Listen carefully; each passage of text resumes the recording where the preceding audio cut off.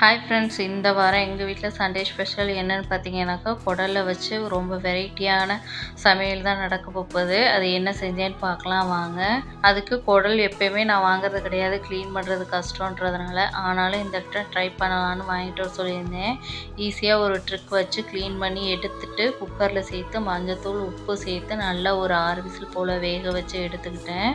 ஒரு பேனில் கொஞ்சமாக ஆயில் சேர்த்துட்டு சோம்பு, பட்டை, கிராம்பு இதெல்லாம் நல்லா பொரிஞ்சதுக்கப்புறம் சின்ன வெங்காயம், தக்காளி, கருவேப்பிலை இதெல்லாம் நல்லா வதங்கினதுக்கப்புறம் 1 ஸ்பூன் மிளகாத்தூள், 1 1/2 ஸ்பூன் மல்லித்தூள், கொஞ்சமாக மஞ்சத்தூள், உப்பு சேர்த்து தேவையான அளவு தண்ணி சேர்த்து நம்ம அரைச்சி வச்சுருக்க தேங்காய், சோம்பு, வெங்காய பேஸ்ட் சேர்த்து குடல் வேக வச்ச தண்ணியும் கொஞ்சமாக ஆட் பண்ணி நல்லா கொதிக்க வச்சிடணும்.